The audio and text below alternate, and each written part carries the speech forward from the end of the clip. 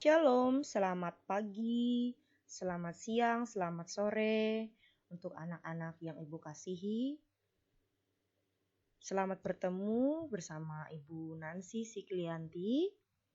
Hari ini kita akan membahas materi tentang pelajaran tema 2, selalu berhemat energi. Subtema 1, sumber energi. Kalau di buku paket kalian, buku Bupena 4A, itu silahkan buka halaman 76.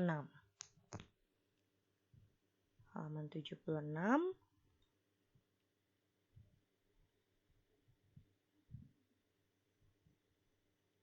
Materi tentang pemanfaatan jagung dalam kehidupan sehari-hari.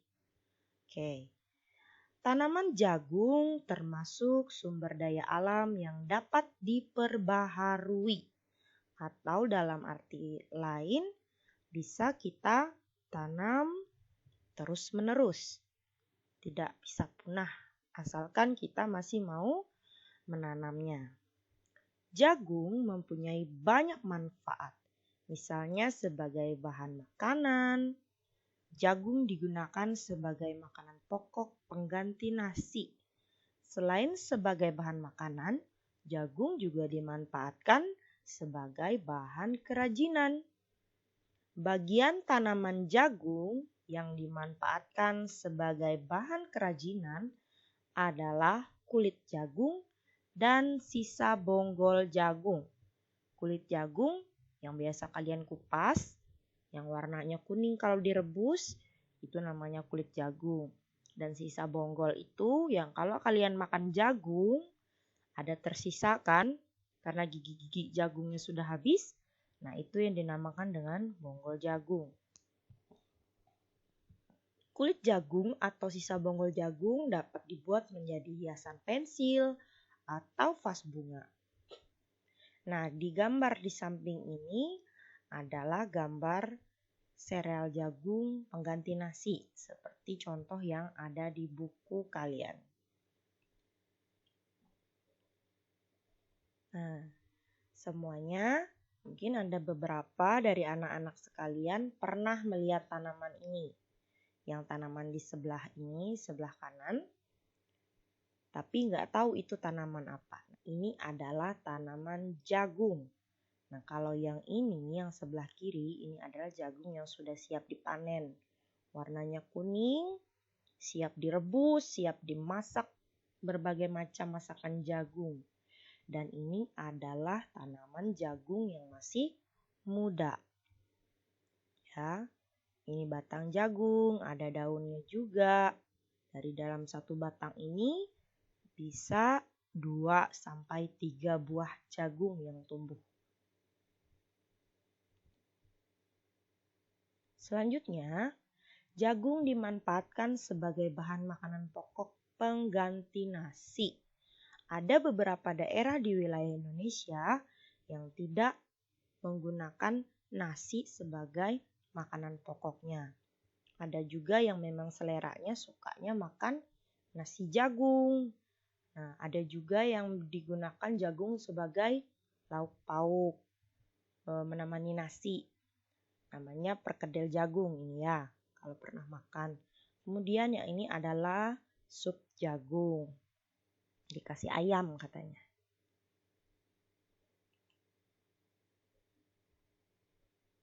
Nah, kulit jagung dan sisa bonggol jagung juga dimanfaatkan sebagai bahan kerajinan tangan. Ini adalah kerajinan tangan yang terbuat dari kulit jagung. Tapi sudah tidak terlihat seperti kulit jagung karena dia sudah diberi pewarna. Nah, yang ini adalah dari bonggol jagung dipotong, jadi mirip seperti bunga, dipotong tipis. Ini juga kerajinan dari kulit jagung. Bisa kalian coba praktekkan di rumah kalau punya bahannya. Selanjutnya, ke materi berikutnya adalah materi tentang hak dan kewajiban. Kalau di buku paket kalian Bupena 4A, Silakan buka halaman 78.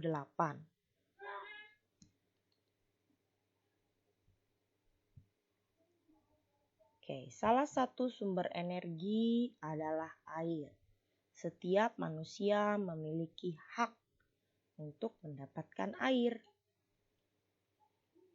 Hak adalah segala sesuatu yang didapatkan oleh manusia sejak dalam kandungan. Contoh, hak mendapatkan air bersih, hak mendapatkan aliran air yang lancar, hak memanfaatkan air untuk mandi, mencuci, dan minum. Kemudian hak memanfaatkan air untuk mengairi sawah.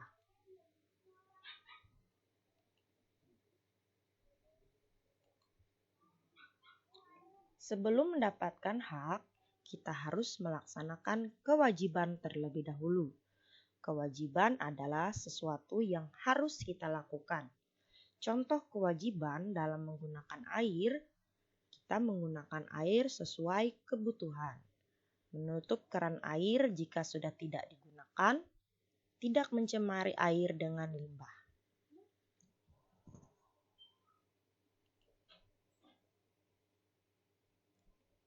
Selanjutnya, materi berikutnya kalian bisa buka halaman 80 tentang materi perubahan energi angin. Ini ada gambar pembangkit listrik tenaga angin. Ini kincir anginnya, kemudian ada alat untuk mengalirkan supaya bisa menyerap listrik dan bisa kita gunakan di rumah. Angin merupakan udara yang bergerak.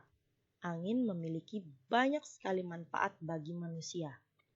Salah satu manfaat energi angin adalah sebagai sumber energi bagi pembangkit tenaga listrik. Ini contohnya.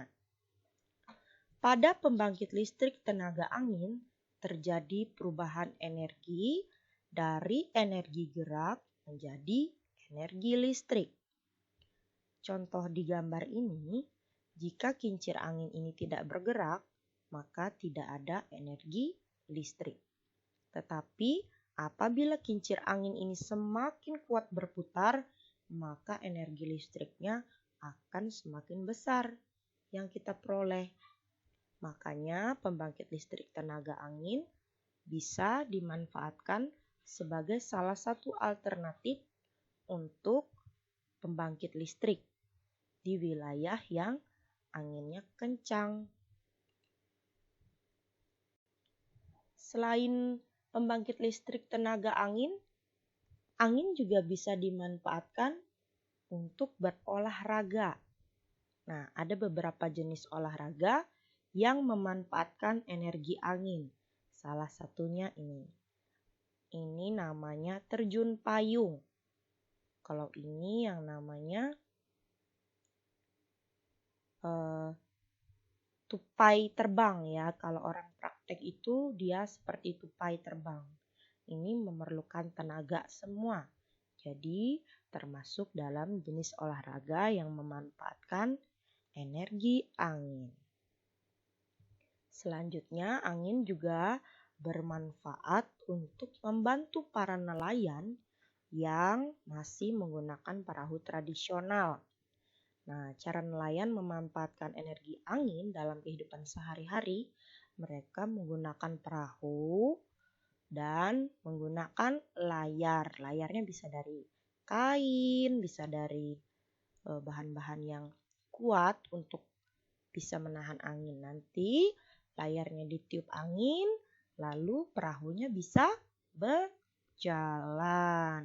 Dan para nelayan bisa berhenti untuk menangkap ikan di tempat yang tenang.